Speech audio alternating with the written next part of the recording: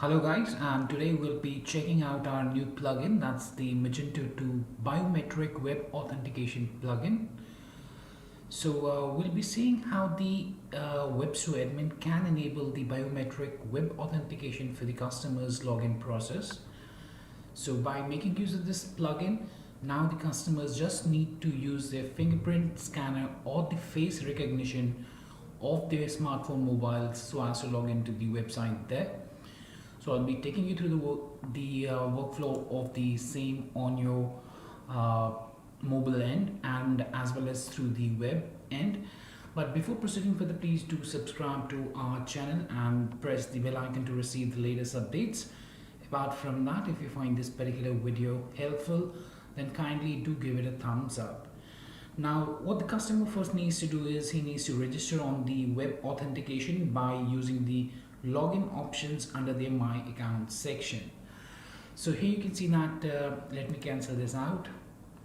So we have not authenticated it. After login, I have to navigate to my login options, and there I'll find this use web authentication option. Now this can be achieved through the mobile end as well, so I'll be taking you through the mobile end itself in a while from now. But if you're using the web-based browser and you're accessing the store on the web browser, here also we can set up the security there.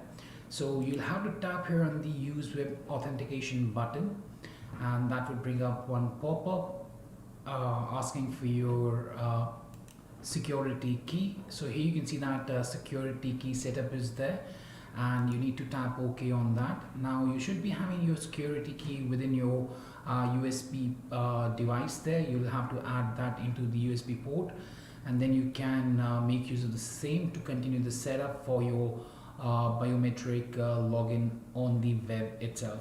Now the same can be achieved on the mobile device, where we can make use of the face recognition of the mobile system, what we say as the fingerprint scanner, or we can also make use of the dots that we get that we need to join all together for the security purposes on our mobile devices. We can use that also there. Now let me take you to the mobile end on my Android device, and I'll be opening my Google Chrome browser, and thereafter I'll be showing you how we can make use of the web authentication there, and how we can allow that, and after the web authentication has been done, how we can easily log in using our fingerprint sensor and the rest of the options that are available there for the same. So now let's hop on to the mobile end there. So right now you can see that I'm on the login page right now, and just under the sign in button we have the use web authentication login option. Now if I tap here on the use web authentication right now without registering myself for the web authentication, then I'll get the error that's the not registered for the web authentication. Now to register for the web authentication, the customer just needs to enter his email address and password and needs to log into his account in the usual manner. So I'll just tap here on the sign in button. Now after the customer has signed in, he'll go to the side panel and go to the account option. Here he'll be tapping on the My Account, and that will bring up this section here. Here we'll have to go to My Account and then Login Options, and here you'll see use web authentication. Now you'll have to tap that up to authentication for the authentication itself. So what I'll do is I'll just tap here in the use web authentication, and that will bring up this section where we need to tap on the get started button. Then we need to choose how to use your security key. So we'll be using the last one, that's the use this device with the screen lock. So I'll tap on that, and here you can see that I can make use of my what we say as the fingerprint sensor, or I can make use of the pattern as well. So for now I'll be making use of the pattern, and I'll tap on the continue button. So you can see that the web authentication registration is successful right now, and I can tap here on the OK button.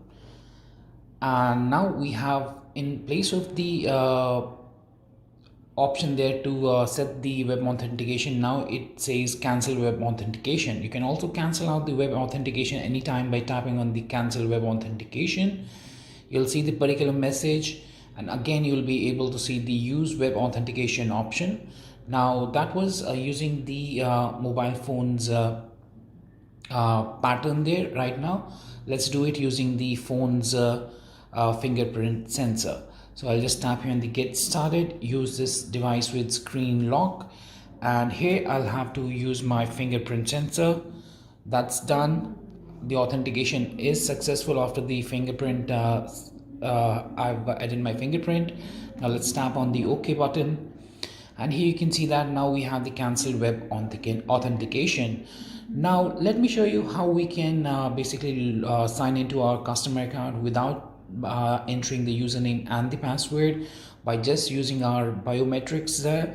So for that I'll be signing out of my account here, and I'll again come back to the sign in page. So I'll just go to the account and sign in, and here I'll be tapping on the web authentication, and it says to make use of the pattern or the fingerprint sensor. So I can choose any one of them. So let's go for the all right, it didn't match. Let me use the pattern. Let me tap continue, and you'll see that we'll be logging into the customer account without any hassles using the biometrics there. So you can see that now we have logged into the customer account without our biometrics there. So that was much about the Magento 2 plugin that we have. That's the Magento 2 Biometric Web Authentication plugin. So that was much about the plugin. That's the Magento 2 Biometric Web Authentication plugin, and I hope it helped you out in understanding the flow, and it helped you out in understanding how the customer login can now be simplified without entering a user ID or a password.